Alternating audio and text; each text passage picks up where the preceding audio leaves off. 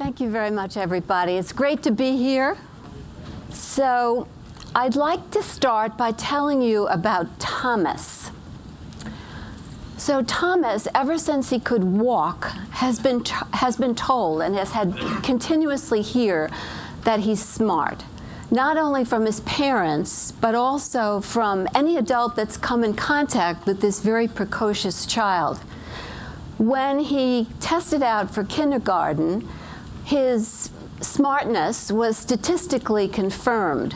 He tested at the Anderson School, which is up here on West 77th Street in New York City, PS 334, I think it is. It's a school for advanced kids. Anyway, he tested statistically not only at the top 1% of kids his age, but at the top 1% of the top 1%. So you can't get much smarter than that, I think.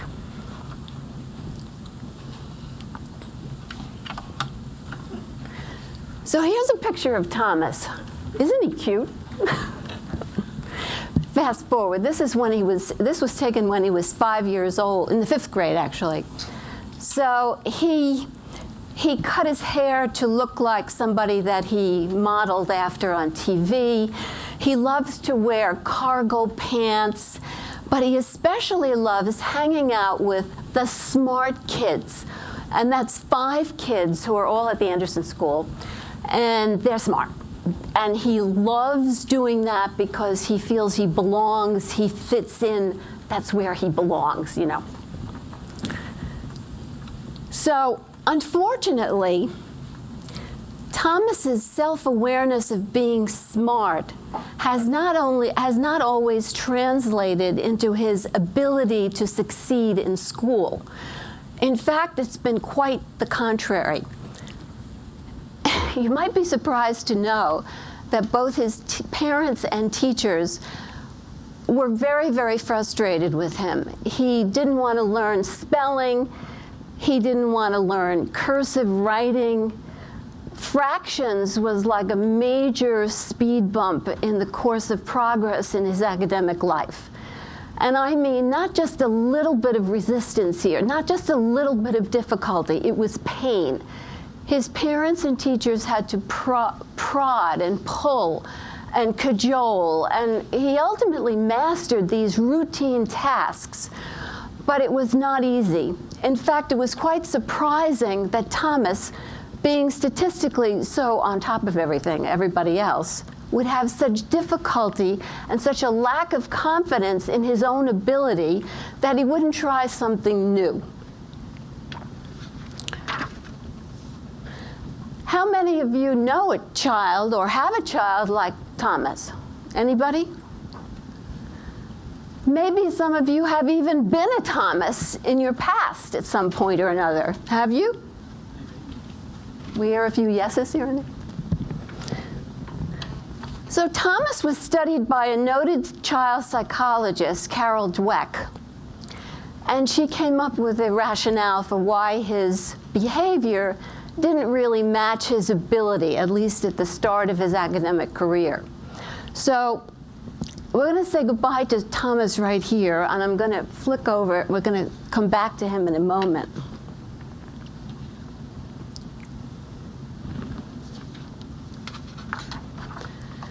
So I'd like to introduce you to what is tantamount to the contrapositive of Thomas. In other words, these women here on the cover of my book, Women in Data, which I published, which O'Reilly Media published earlier this year, and which explores why these women here, despite all odds, despite the fact that many other women can't succeed, why they are succeeding, have succeeded, and continue to succeed in the tech, IT, and STEM fields.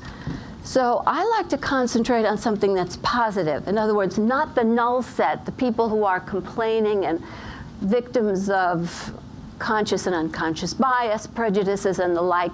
I want to find out what people are doing who are successful. What can we learn from these women? What can we clone and learn for ourselves and apply to our own lives? So for instance, we have Alice.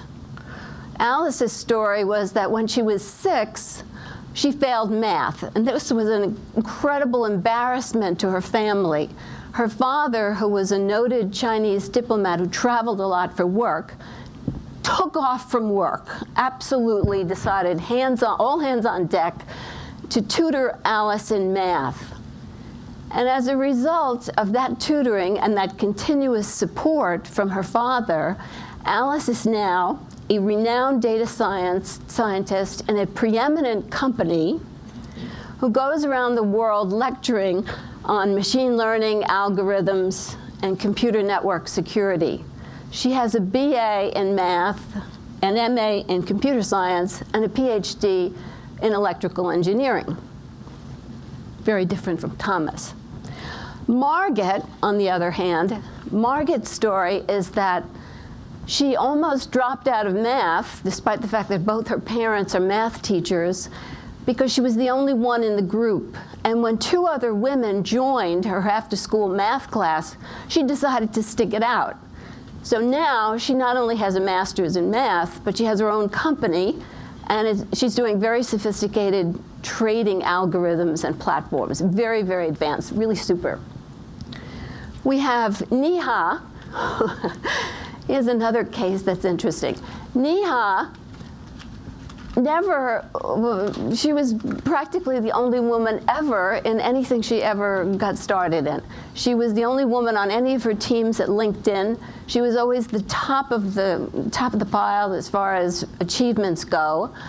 And she later, recently actually, last year, formed her own company with 2 male partners, and really never gave it a second thought that she was a woman in tech. She just went ahead and did it. She's a combination of beauty and brains. So here's another. It was so interesting to do this work. So here's another story, a woman who really hit the trifecta, if you will. She, at age 17, was an unmarried mother of 2 babies, no money, and no college degree. So her story is that today, she is a data scientist, has her own company, and provides services to the Fortune 500. A remarkable story. Other women told me that they were afraid to go ahead in the tech field because they wouldn't be considered feminine. A lot of them told me that they had what's called the imposter syndrome. Some of them love science and math, but they were afraid that they'd never have a boyfriend or get married if they pursued their career, their passion for the tech and data field. So, despite all of these issues, anxiety, worries, they managed to surmount them and plow ahead through with courage and faith and become successful, and they continue to be successful. So what are the factors that were involved in their success? So you might say that all of them were very smart. There's no doubt about it. They're brainiacs. They had supportive parents. A lot of them had supportive male figures in their background. In other words, brothers, fathers, co-workers, bosses, who all helped them along, were very understanding and encouraged them. They were also very persistent, and they had a passion for their subject. But there's one big factor that really sets them apart as far as comparing them to Thomas, and I'm going to tell you about that in a minute.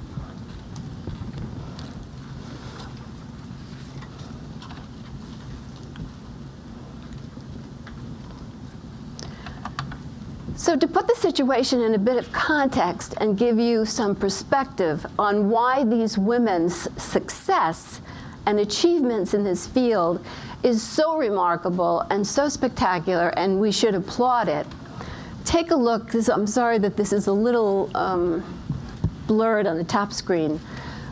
But we have all students, I'm talking here about the academic world, students who come into the STEM fields. That's all students on the top chart. 100% of them coming in. 19% graduate with a STEM degree. 10% are working in STEM after 3 years. and 8% are working in STEM after 10 years. Now, on the bottom, we have the situation for women, which is quite a bit worse. We have women entering college here, 100% of them. 12% of women are graduating with STEM degrees, 5% working after 3 years, and only 3% working in a STEM field after 10 years. So think of it as kind of a wave coming in on the left, and which kind of peters out to a trickle on the other end, both for men and women. So the conclusion here is that we're simply not attracting enough people, and especially not enough women, into the tech and STEM fields. In fact, the number that we need. So that's academia. In the workplace, there's a similar situation where women are underrepresented. And despite much progress of late in the area, what we can notice is that 45% of women starting out are entrants into a tech field in a tech company. 32% are managers, 37% are managers, 32% are senior managers.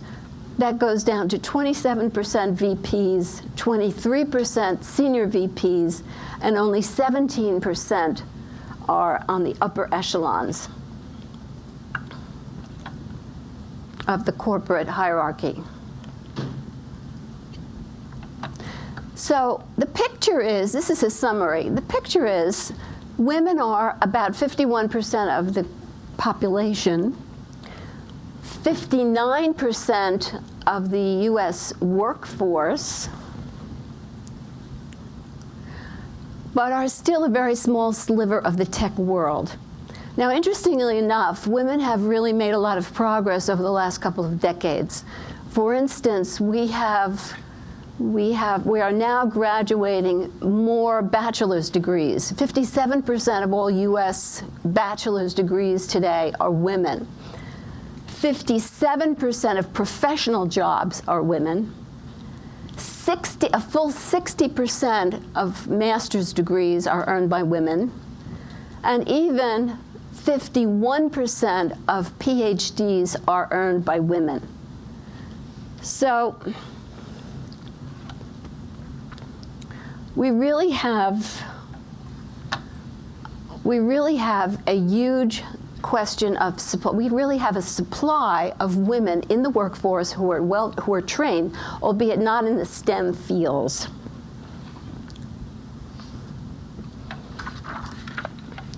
So that's the supply side. Now, on the demand side,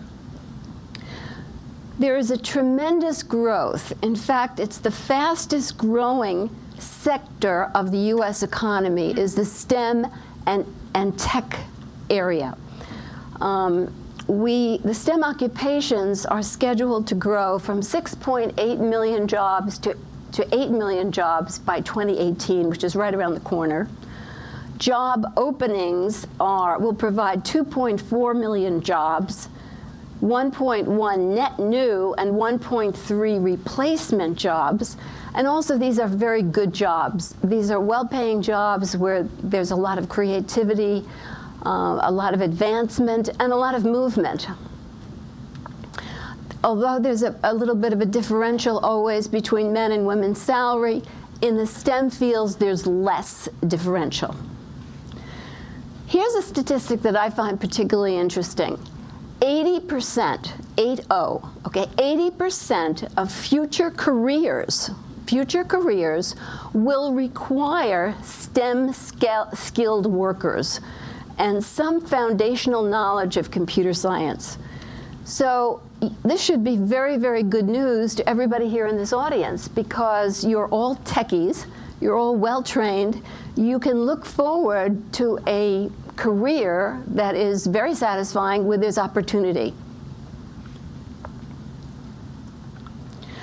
So more or less, they consider between 1.1 and 1.4 million new jobs by 2020 is what we're looking for. And it's arguably, the tech field is arguably the most important growth engine for the economy, where they're looking for the creativity, the ingenuity, and the problem-solving skills that are involved with tech to really grow the economy. But we're facing serious shortages in STEM competencies. Over 2/3 of the jobs that we need and will have will go unfilled. And also a majority, this is kind of surprising, a majority of US middle and high school students don't even take any STEM courses and don't have any computer science courses in their schools. So we're not preparing kids for the future, the 80% of jobs which will require some tech skills in the future. And we're not preparing the country for the economic success and growth that we could have if we were more, let's say, had a shot in the arm of vitamin tech.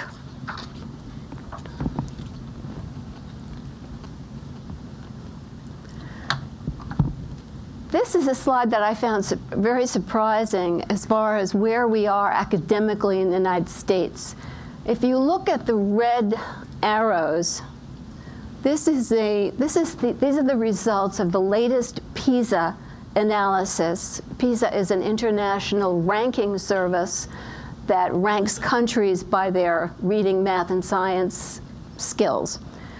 So in 2012, the United States dropped from 25th to 31st place in math, from 11th place to 21st place in reading, and from 20 to 24% in science. And that's just in the space of 3 years. Now, interestingly enough, if we were just to match the level of the OECD countries, which is the line in blue that you see, the solid line in blue there, the OECD represents the average of 34 countries in Europe. It's basically the European Union. If we were to match that level, we would actually add, according to their calculation, 1.7% to the US gross domestic product, which is amazing. Merely increasing the retention of STEM concentration in colleges would also give us a very, very big boost to our economy. If we were to merely increase the retention of our STEM majors from 40 to 50%, 10 percentage points, we would generate 3/4 of the targeted million STEM degrees over the next decade. So a retention strategy in the college level would be a low cost and great way to boost the economy. And women represent a vastly untapped talent pool to fill this need. So we have, to sum up, we have a supply situation where the women are out there untapped for important STEM jobs, technical jobs, and we have a demand that is very, very high for STEM jobs. So we have an unequal situation between supply and demand. How do we match the supply and the demand? How do we match the resources we have with the opportunity that's out there? And how do we encourage women to get into these fields and stay? Now, don't all laugh. Right. So actually, it won't take 100 years. Actually, there are some solutions that are out there and that are beginning to pay off. So, and I'm going to propose a solution, actually. So let's revisit the situation with Thomas for a moment. Thomas was studied by the noted child psychologist Carol Dweck, who determined that what he was doing as far as what he was told, that he was so smart, was he was focusing on burnishing his image of being smart. It was kind of like a defensive strategy that he had adopted to protect his appearance and his image of being smart, rather than, on the other hand, really rolling up his sleeves and getting into the habit of learning and working hard to tackle the next challenges that came up in his academic career. So what Thomas didn't have, but which my O'Reilly cover girls had, all of them, without exception, something called a growth mindset. Has anyone ever heard of a growth mindset? Fabulous. So if you have a fixed mindset as opposed to a growth mindset, fixed mindset people, they believe that intelligence is something that's static. Or any talent. You're either born with it or you're not, and that's it. It's kind of a zero-sum game. This attitude of a fixed mindset leads to a desire to look smart and therefore a tendency to avoid taking any risk, to give up easily when there's any challenge, to ignore any useful feedback, and to be threatened by the success of others.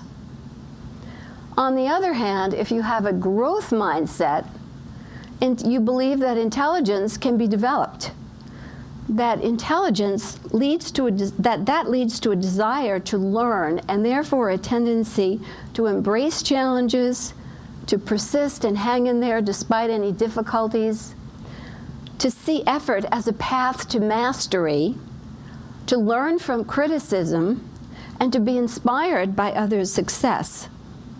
In fact, if you have a growth mindset, there's virtually no such thing as failure, because every failure is amortized into your experience so that you learn constantly on a continuous learning curve and you progress the next time out.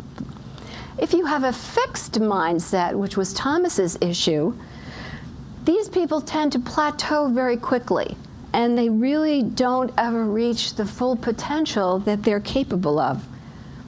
If others are succeeding, they believe they can't. So they really have a tremendous kind of inferiority complex that comes from this fixed mindset situation.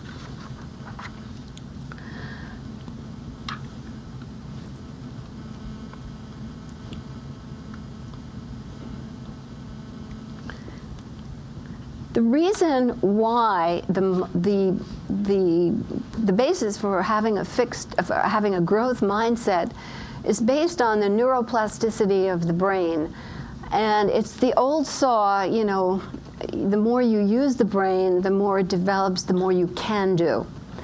So, for example, people who have a fixed mindset, they might say, "I'm not good at math."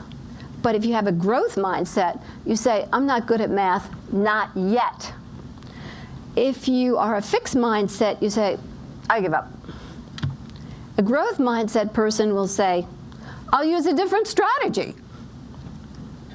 Fixed person might say, "I'm not good at this."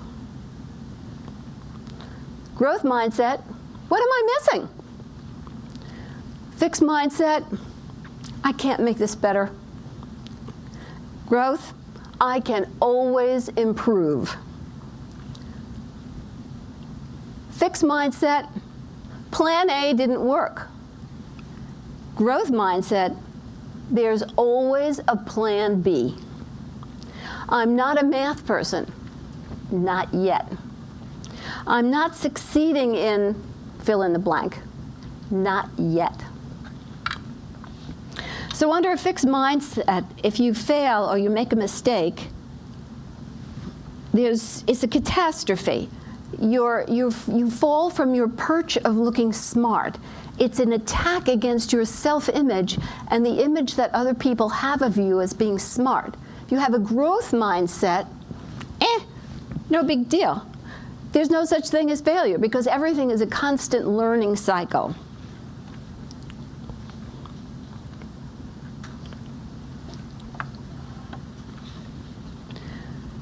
So I'm encouraging everybody to continue adopting a philosophy of growth mindset and not yet. Because when you believe in not yet, as I've just described, you see yourself on a continuum, a continuous process of going forward. It's a path to victory, it's a path to the future, and a path to success. Progress is possible. You are not fixed like Thomas thought he was. You're on a learning curve. Now think of what would happen if we could change our mindsets, and if we changed our mindsets. Changing mindsets changes the world. And I'm asking that we consider speaking to children and educating children with a growth mindset and the concept of not yet being introduced to our educational challenges. Now, in our corporate culture and our corporate workplaces where most of us hang out, mindset is also a big factor in progress, learning, and success.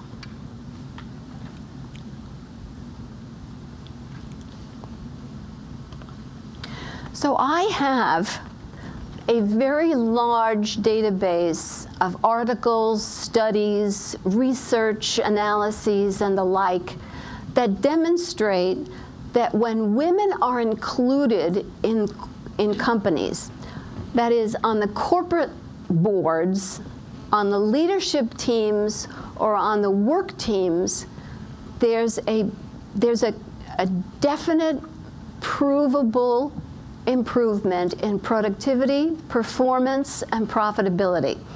So I don't have time to tell you all of this about this, but you will have to take it on faith. I'm a scientist, I'm a researcher, and so I respect the science, and I know that what I'm hearing and reading about is authentic and true. So here is a woman, meet Karen Rubin. So I heard Karen speak in September at Strata and Hadoop World here at the Javits Center, and she did an amazingly robust study. So it was a comparison that showed 80 women who were CEOs in companies compared to non-women CEOs, companies that didn't have women CEOs, during over a fixed time period, 12-year period between 2002 and 2014. So get this. The comparison showed that 80 women CEOs during that 12-year period produced equity returns 226% better than the S&P 500. Now, here's a slide, just parenthetically. McKinsey feels that if women were included globally into teams and companies, there'd be a $12 trillion global growth. Okay, so that's a big number. So, are there any Stanford grads in the audience besides myself? Okay. So, Doug Wild at Stanford, he's a professor emeritus of mechanical engineering, and he did a remarkable study over a longitudinal study, right? It's a quarter of a century, 25 years, and he was the one responsible for designing all of those robotic cars. And time again, he experimented over and over again with what kind of teams should you organize that would correlate to successful teams winning the robotics prizes. And hands down, time and time again, what the result was is that the diverse personalities of collaborative teams and the combined skills of people on these diverse teams showed that with their different personalities, they made the difference. They made all the difference, and they were the successful robotics teams. So under Doug Wild, Stanford won 3 times more prizes than anybody else, than any other competing team in these robotics competitions. So this is a very, very robust body of evidence. Another one that's pretty interesting is Tom Malone. Another very big sample size, very, very robust analyses showing why women on teams make the team smarter. So according to him, what makes a great team is not the IQ of the individual team members that results in higher performance. It's the collective ability of the group. In fact, it's the group's EQ, the emotional EQ. And he found, I could have put this on audio, but I didn't know, a high correlation between the number of women on the teams, on a team, the corporate world, and the productivity and performance of the team. So let's think about this for a minute. We're all part of work teams and various other kinds of teams where we have to get a job done. So you might think that the way to get a team together is you just go out there, you hire a bunch of smart people, and you'll throw them together, and that's it. It turns out that that's not it. It turns out that it's not about the individual IQ of the team members. It's about the collective EQ of the team members that will result in a great team and a winning results.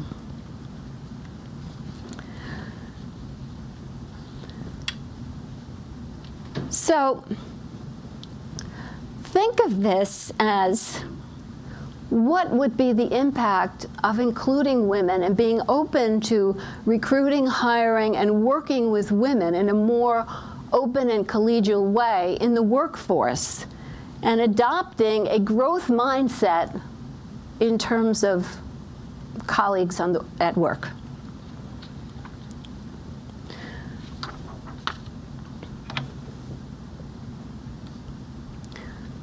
So being gender smart, you can build an awesome team through gender diversity. And I always call it the 3 Ps. And this is from the body of research that I have: profitability, performance, and productivity. Now, it seems that somewhere along the line, does anybody remember Star Trek Voyager? Yes! How many, we see a few women here, right? And then we also have Catherine Janeway, the captain, who was a loyal, effective team leader and commander who, was great on Star Trek. So it seems like we had this notion in the past at some point along in time, and we forgot it. So what I'm saying is, let's adopt this, let's reboot, let's adopt this attitude and this inclusionary spirit that we had at one point, but which somehow we got away from.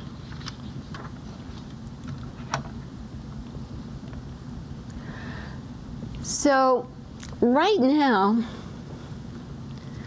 there's a tremendous effort from the White House to the government to schools, academic institutions, foundations, profit, nonprofit. Everybody seems to be focusing on the area of STEM education and STEM productivity, because technology is galloping forward. We cannot have a 1950s corporate culture with a focus on exclusion when we're dealing with the Internet of Things, big data, predictive analytics, and galloping forward at the speed of light with technology. We need a workforce that is up to speed to support the achievements that we're making in our digital society.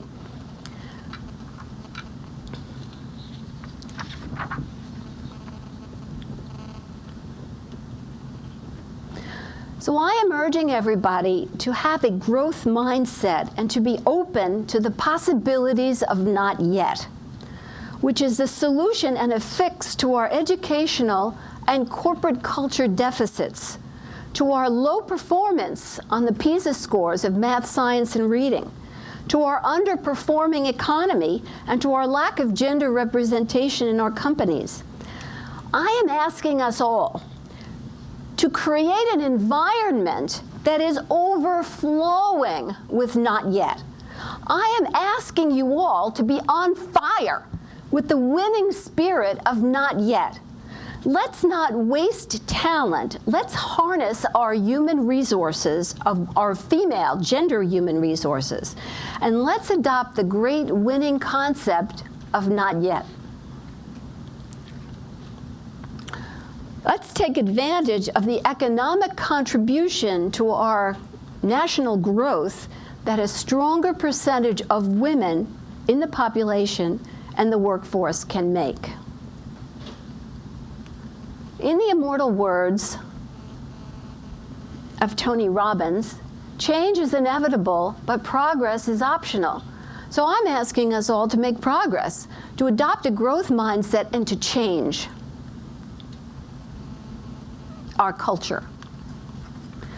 And the reason is that it's very hard to change. It's really a pain in the neck. Maybe other places too. It's very, very hard to change. But the pain of discipline and the pain of changing is a short-term pain. Whereas the pain and the consequences of not changing leads to regret. And that pain is a pain that lasts a long time, could last a lifetime. And that's the pain of discipline and the power of not yet. Thank you.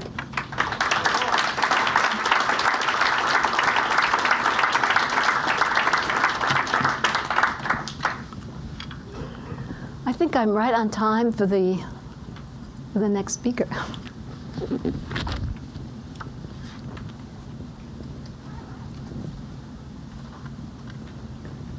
Did you have a question? Yeah, like, don't you think that, like, continuing education and, like, the potential to get more money in another field is attracting a lot of people to, a lot of women to move towards that? I think the tech and STEM fields are very, very attractive to women because the tech fields are typically very diversified. You need a number of different skill sets. You need programming languages, business comes in handy, analytics comes in handy, and so the more arrows you have in your quiver, so to speak, the easier it is to find another job and to move. So yes, I think it's a very, very diverse area that has a lot of promise for women. Yeah. How do we design it so that we don't keep testing students through education, where we found that increased testing really hasn't done much in school, but actually really gives the students do better and incorporate technology in schools as part of it? Well, that's an interesting question. I mean, I'm not sure that I have the whole answer to that, but I know that having computers and teaching computer science in schools is something that's going on. Like Mayor de Blasio here in New York has just signed a bill that I think over the next 10 years mandates computer science training in class. So I think it's a question of some hard training and hard skill set acquiring. But also I think it's the emphasis, according to Carol Dweck, what she recommends is an emphasis on learning and working hard to achieve goals, not so much just on passing tests. So thinking of the people in the workforce right now in the tech industry, what do you find what are some of the more concrete things that we could be doing to actually encourage both people getting into STEM, especially women? Well, that's also a great question. last year, mid-year, the Silicon Valley companies published their gender diversity percentages. And it was, I think, the first time that they ever came out and said, you know, what's what. And there are a lot of different policies and programs and initiatives that are going on within those companies. For example, on the policy side, they have both paternity and maternity leaves that are very, very strong, both for men and women. For the women, there's a lot of different things that are going on. For example, I know at Microsoft absolutely blows me away in terms of the programs that they're doing. For example, they have mandated videos on unconscious bias, so that everybody takes training on being sensitive to unconscious bias in the workplace. It's just one of many, many areas that they are a leader in. And some other companies are doing blind recruiting. So in other words, they don't show the names on applications, so you have to, sort of get there. They hire people in the initial couple of rounds. It's gender blind.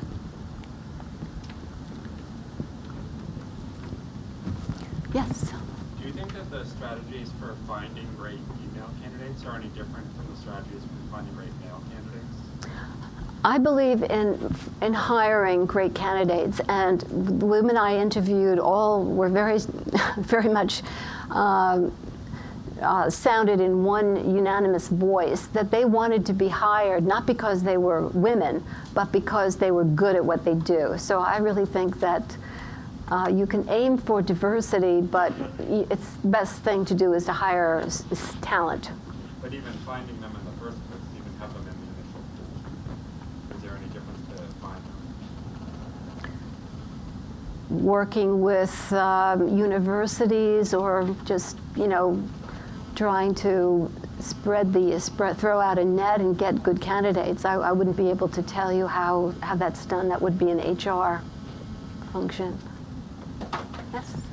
In my experience, there's very nearly a total lack of correlation between the personality characteristics that lead someone initially at like college entrance level to be interested in STEM, and the characteristics that lead to a successful, satisfying career.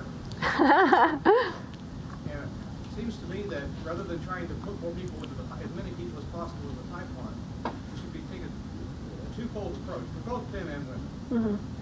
Do a better job of communicating to in the middle school and high school level what those fields really are about. Yeah. And secondly, to try to do a better job of attracting people to be successful, that will have a satisfying and successful career in the long run. Yeah.